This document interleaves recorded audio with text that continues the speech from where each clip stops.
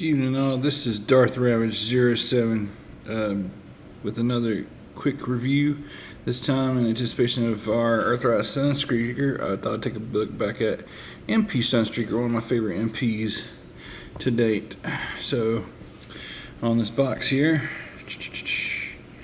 we have long life designs, long life design on the bottom there. It's a Lamborghini Countach P500S. He's a Cybertronian Warrior MP39. Here's the side of the box. Here's the top side of the box. Here's the other side of the box. Kind of give you all the sides. And then here in the back, we have obligatory product shots and a lot of language, Chinese language I cannot read. I can read the little bitty English parts, but not the Chinese. And I'm not even going to attempt to Google Translates, but it can do storage on the back of the figure when it's in robot mode. Has some really crazy good articulation. It comes with Chip Chase from the show, season 1, and Chip has his wheelchair. Then you got the episode where he puts on the alien mask and acts like a zombie. He comes with multiple faces. This game face right here is my favorite. The other two, I just leave them in the box with the usually Chip Chase and all that stuff. Here's all the things it can do with the car mode. With the hood raising up on it, the headlights will pop up on it. The suicide doors will come up on it. This is the Sunstreaker we all come to know and love in G1. But what's really nice is that you can do the G1 look, or you can do the actual real world car look. And they got this robot mode looking pretty tune accurate. And so this is a whole mid engineering thing where they're trying to get tune accuracy along with the other stuff. And this is all the parts that this unit comes with. It comes with Sunstreaker. The face is the big gun I leave in the package. Small gun's already in his car mode from where I had it before. There's his mask, Chip Chase in the wheelchair, and a couple of mirrors. Extra mirrors, because I do have the mirrors on that thing. It was on tracks and road rage. I didn't put the mirrors on. And then here is his little collector's card, and you can flip it over. It's like a credit card kind of material. And then of course his instructions is in there too. Alright, so let's get this guy open and see how cool he actually is. And really quick, like, if you don't mind, if you'll go down into the description there below and subscribe to my channel if you haven't done so already. Leave some comments and check out the vacation links inside of the description there. Hope to be able to hook you up with a pretty good deal in the near future. And you have, like, most of these deals will last between a year and up to 36 months. So there's no better time to go ahead and book a cruise, because then they'll get you out on the water later. Thanks again for watching. Just a moment, please. Now, while I got my side swipe still in stasis, this is really awesome. It's not Tiger Tracks. It's just his original configuration, as if he didn't have the extra stuff from the cartoon set out there whatsoever. He got his rear tail lights there. He's got his smokestacks looking all nice. Do believe it actually says Countach there on the rear bumper, and Lamborghini, and just an amazing piece to have added to your Masterpiece collection if you can get a hold of them. Mine was 119 when I first got it, so I didn't have to do any other like crazy aftermarket stuff or whatnot, and I think it was just mainly the accessories that he came with there. I kind of threw that a little bit over the top. I got my side swap back in 2012. Yep, it was Christmas 2012. I got my side swap for $89.99. Of course, there's a great deal more engineering. I can understand that the price increased to that degree, and then of course about $20 more extra of extra stuff in there. And then to have a couple of size comparisons. Don't have, in preparation for Sunstreaker, don't have him. So here's an Earthrise smoke screen to compare them with, and let you see how they stack right there. As the Earthrise have been called mini masterpieces or whatever.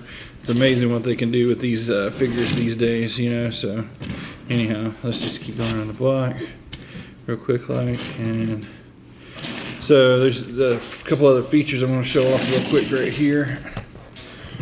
Alright, give me just a moment.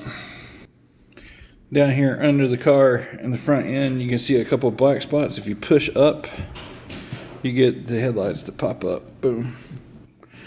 And then same thing with the other side. That's just a really nice touch. And he just looks really street now. And another thing that can come up is his hood. I'm not sure if I can get it right here right away. Of course not. Anyway, that hood will pop up as you saw in the box. These doors will open due to transformation, but let me get him in his other configuration real quick and show off the G1 coolness of this figure. Thanks again for watching. You got that one episode in G1 where he has a little pop-up gun that comes up there. Anyway, shoots off there. So then, let's put that back down. Let's finish this. And there we have how he looked like in G1 episodes, and just an absolutely awesome piece of nostalgia in front of me here today. I can't praise it highly enough, and can't wait to see what other future releases hold as we move forward. I like that we're getting some Beast Wars stuff in the house, and I love that they're finishing off some of them other ones. Can't wait to get hold of like a Jazz or, you know, a Trailbreaker. That's Hasbro. We got a Hound finally. So I mean, sky's the limit there. Another look right here. Another side look. And the rear, how the little things can pivot and move around and totally change the aesthetic altogether. This is the one that you want, folks. And you might be able to go on there and find a knockoff version for a tad cheaper. You can try Etsy, you can try some of the other places. That one place, I can't think of it right off the top of my head. There's a couple of different ways to get a hold of that for cheaper than paying full price, or if you don't want to pay full price, I understand. Thanks again for watching. I'm going to get this guy into robot mode, give some poses and whatnot, and some final thoughts, and I really do appreciate you guys watching. And here is that magnificent Sunstreaker in his most excellent robot mode. Sorry about that. So we'll focus up here. There we go. He has a nice big Autobot symbol tempoed in on his faux chest there. He's got all the articulation you ever would want out of these arms. He's way more articulated than his brother. Let's take a look around the side there. Kind of lean back just a little bit. He's got the backpack with the engine stuff, but this it folds up nice and neat once you've done it a time or two and you've gotten used to it. And you can see he's got those little heel things there in place, and he's got the rockers and whatnot, and it's really neat how everything folds up, compacts up, and becomes just beautiful work of art. I just love the way the chrome does there on his backpack.